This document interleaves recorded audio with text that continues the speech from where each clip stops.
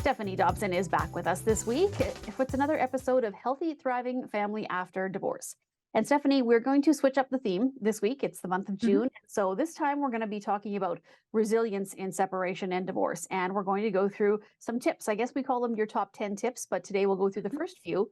So let's talk about, you have tip number one, it's encourage open dialogue with the kids. So let's expand on that.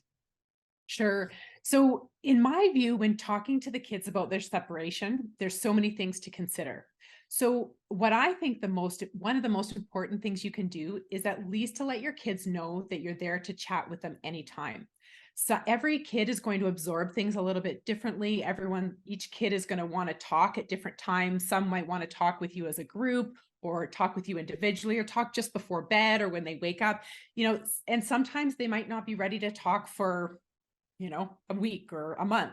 So if you can give them that time to absorb and at least just let them know that you're there for them at all times, that's great.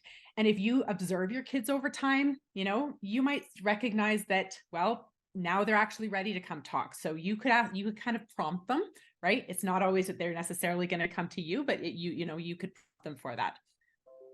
Now we're looking at tip number two, Stephanie, and that is creating consistency in the parenting schedule and predictability as much as possible. Let's talk a little bit more about that. Well, in every family, a parenting schedule is going to look very different. Of course, there's different work schedules for mom and dad, and there's kid schedules, kid activity schedules.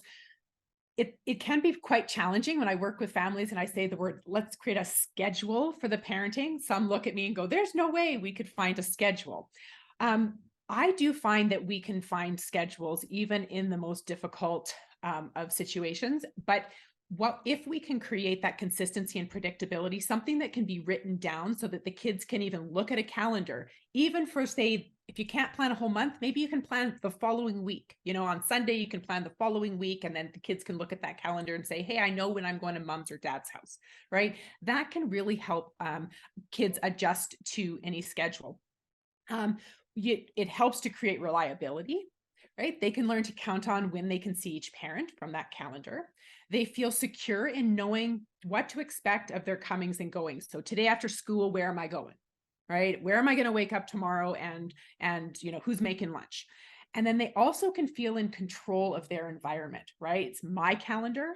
As a kid, it's my calendar. It's not my parents' calendar, but it's me. It's where I'm going. And I know I can always look at it and refer back to it.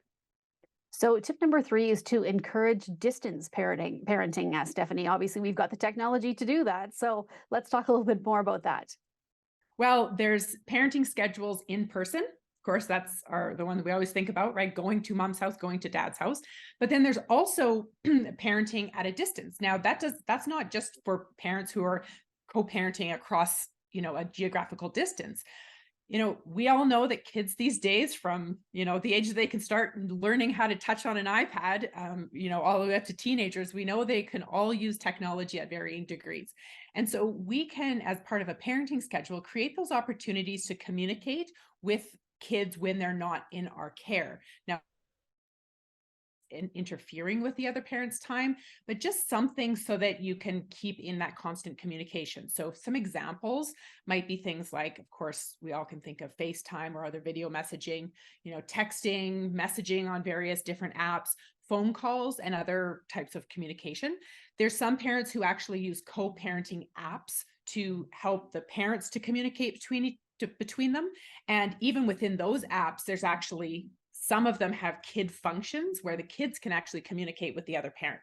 So the only one recommendation I might give to our viewers is if any of you have, sort of the age 10 plus, you may have the occasion to know that kids aren't necessarily going to always think about texting you and anything regularly happening. So my suggestion is that if you're not finding that you're getting regular distance communication with your child, is to set specific times. And so that again goes back to that consistency. Every Tuesday, Thursday, Saturday at 6:30, we're going to whatever FaceTime. We're going to message and catch up from the week. So Okay. that's the distance parenting. The next tip, Stephanie, is don't use your kids as a messenger. So why is that? Well, of course, we know that the kids should not be that go-between. Communication should always be direct parent to parent. Now, if you can't communicate effectively, find a way to do so. It might be in writing, it might be through a co-parenting app, it might be through another adult intermediary. But when kids are the ones to carry messages between co-parents, it really has kids feel put in the middle. The typical result is some form of negative feedback from the parent who is hearing that. So if mom is receiving a message from a kid that dad had sent through to the kid, to mom, and then mom gets that message, and then mom sort of gets really upset.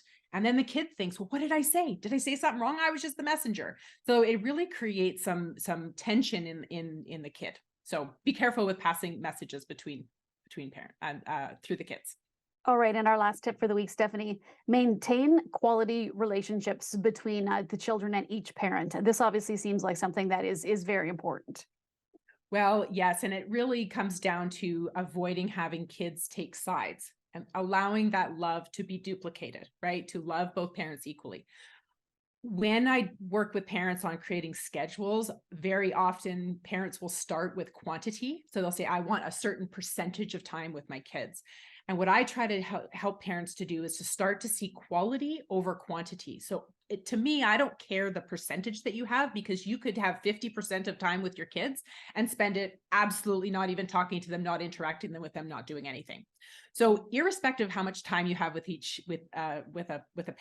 parents have with the kid, focus on that quality relationship. So for example, engaging with each other regularly, parent to child, being actively involved and engaged in things that are important to them, right? So enjoying music with them that they like, knowing their interests, participating in day-to-day activities with them. So if they have homework, helping them with their homework or their music practice or sports skills, going out and playing basketball with them if they're trying to do that, being available to them without distraction.